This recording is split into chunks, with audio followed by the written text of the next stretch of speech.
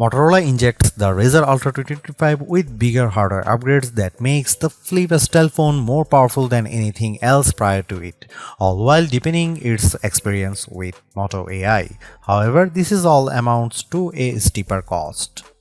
With the new moniker, it's no surprise that the Ultra ups the ante with its higher $1,299 starting cost. That's a premium $300 over the Razr Plus 2024 and puts the Razr Ultra firmly into the flagship phone category.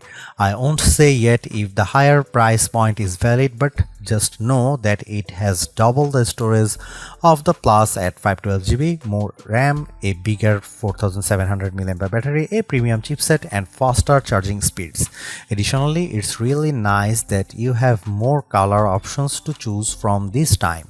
You get a choice between Pantone Rio Red, Pantone Mountain Trail, Pantone Cabaret, and Pantone Scarab. I have got the latter, which features a suede-like Alcantara finish.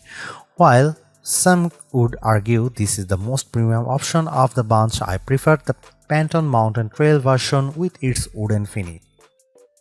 Motorola hasn't made any drastic changes with the design of the Razr Ultra 2025 since it bears many of the same design aesthetics as last year's Razr Plus 2024. For a flip-style phone, it's still a charming design with its thin construction, although it's a touch thicker, wider, and heavier than its sibling in the Razr Plus 2025. The hinge, though, feels more substantial because it's reinforced with titanium. In addition to the gapless design as before, the crease in the middle of the display isn't as deep as before, even if it's still visible at just the right angle. More importantly, I really like the snappier response of the hinge, which is not as stiff as last year's Razr Plus 2024. For a phone that folds, it still feels incredibly sturdy, which is backed up by its IP48 rated construction, but I'm not confident that the Alcantara will hold up as well as some of other finishes. Not only do I worry about it staining, but I also wonder if it will fade with frequent wireless charging. Apart from the new finishes, the only other design changes involves the addition of the AI key on the left side of the phone. While the design remains largely unchanged, the new hinge design and additional finishes continue to make it charming amongst foldables. It's a minor size upgrade in my opinion, but the Razr Ultra 2025 now packs a 7-inch Super HD AMOLED display. That's a mere 0.1-inch increase over display size in the Razr Plus 2024 and 2025. First of all, I will say it's a good looking display complete with wide viewing angles, bright colors, and tons of details. And while the 22:9 aspect ratio doesn't interfere with how I generally use the phone, it does sort of make the video watching experience a bit odd, largely in part of how standard 16:9 videos have gaps on the left and right sides. I could perform a zoom to get videos to fill the entire screen, but then it crops a lot of the top and bottom. Thankfully, it's still brilliant looking with its peak brightness output of 1835 nits. This actually comes up short compared to the record-setting mark of 2158 nits achieved by the Razr Plus 2024, but it's still incredibly bright by today's standards. In fact, few phones have exceeded 2000 nits in our lab testings. On the outside, it will feature 4.0-inch POLED display with a resolution of 1272 by 1080 pixels. It's sharp and detailed and allowed me to better use the phone one-handed due to how it can run any app in full screen mode. I really love this, even though the camera lens can sometimes cover up parts of an app I need to access. Just as before, there are tons of personalization options and the ability to place it in one of its flex modes to access its desk display mode. I wasn't a fan of the switch Motorola made with the Razr Plus 2024 since it dropped the ultra-wide camera in favor of a telephoto one with 2x optical zoom, but I'm glad that Motorola has gone back to that setup with the dual camera setup on the Razr Ultra 2025, which consists of a 50 megapixel main camera paired with a 50 megapixel ultra-wide camera. Flip phones such as this are meant for vlogging, so ultrawide cameras are valued for this exact reason when it's paired with the outer screen for recording video. While there is an upgraded 50 megapixel selfie camera embedded into the main display, I still love being able to use the better rear cameras paired with the outer screen. This makes selfies and vlogging much easier. Content creators will enjoy the number of camera modes available with the Razr Ultra 2025, including new editions like Group Shot, which basically takes a burst of images and blends the best faces for the picture perfect shot. As much as I like using Pro mode to tweak the camera settings to my hiking, it's only for photos and not videos. Plus, it's missing a portrait video mode that other similar priced phones offers. Here are some camera samples of the Motorola Razr Ultra 2025.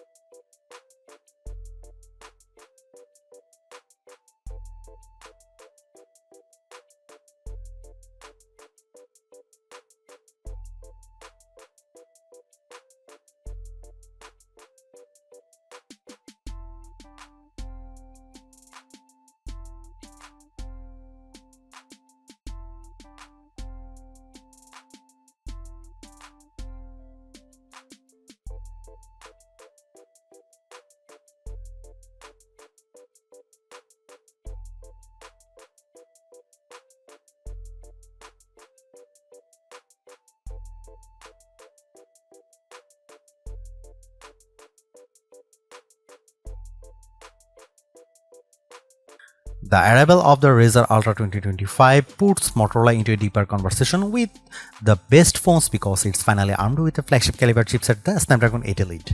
I'm not surprised by how much of a difference this makes because I have seen the benchmark scores put up by other phones, but it definitely makes the Razr Plus 2025 the most powerful foldable phone in our tested to date. In Geekbench 6, the Snapdragon 8 Elite paired with 16GB of RAM outperforms last year's Snapdragon 8s Gen 3 powered Razr Plus 2024 by a long way.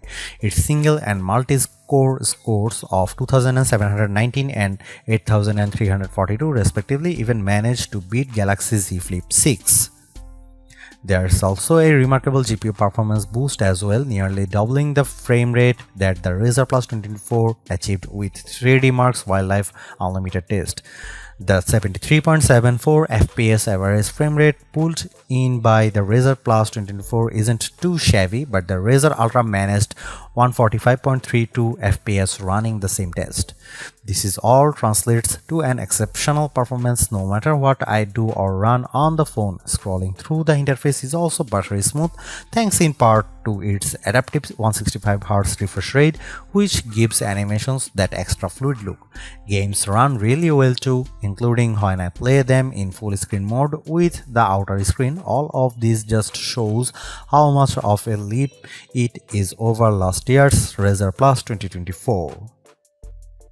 Software plays a critical role in giving the Razr Ultra 2025 much more value, mainly due to how it's offering several AI features out of the box.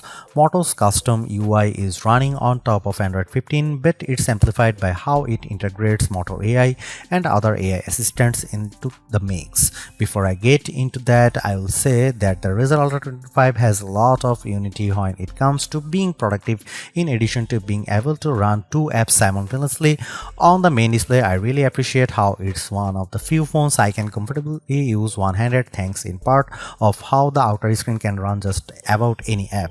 I might be in the minority when it comes to seeing this as a huge benefit, but it's hard to describe just how helpful it is. There's also a Smart Connect, which offers an intuitive desktop-like experience that also seamlessly works with other devices. Essentially, it's Motorola's version of Samsung DeX, but it works entirely through a wireless connection, from being able to access apps and files stored on the Razr Ultra 25. Smart Connect can even allow me to cast a virtual version of the phone on my Windows 11 laptop. This is all fantastic, but I just wish it could work through USB-C as opposed to doing it just wirelessly. With a wired option, I would be able to directly connect my X-Real AR glasses to it for an even better experience. I am even happier to see that Motorola's in the AI race now, because Motorola AI is available right from the start. The company's been working on this for a while now, starting off as a beta with the Razr models last year and finally revealing it in full here. Some of the Moto AI tools can be quickly launched by pressing the dedicated AI key on the side of the phone, but the full suite is accessible by running the dedicated Moto AI app. These Moto AI tools consist of Catch Me Up, Pay Attention, and remember this: Catch Me Up uses AI to give me a helpful summary of my notifications. Pay Attention is a voice recorder that will transcribe and summarize recordings, and remember this allow me to save screenshots, photos, and more for me to recall later. Over on the creative side, I really like the suite of tools that Moto AI offers, which is more or less the same stuff I have seen with Apple Intelligence, Galaxy AI, and Google AI. For example, Image Studio lets me generate images through a text prompt, which I am happy to say manages to create realistic images when I asked to generate Teenage Mutant Ninja Turtle fighting black cats. Meanwhile, Sketch to Image uses AI to take my crude drawings and generate finer, more detailed images. However, many of other AI-assisted photo editing tools I have come to use aren't handled by Moto AI at all. Instead, it leans on Google Photos to perform tasks such as removing unwanted subjects and re-imaging images. Likewise, it also incorporates Google Gemini and Perplexity to perform more advanced requests, but you only have access to them for 3 months, which you will then need to pay subscriptions to continue accessing their advanced features.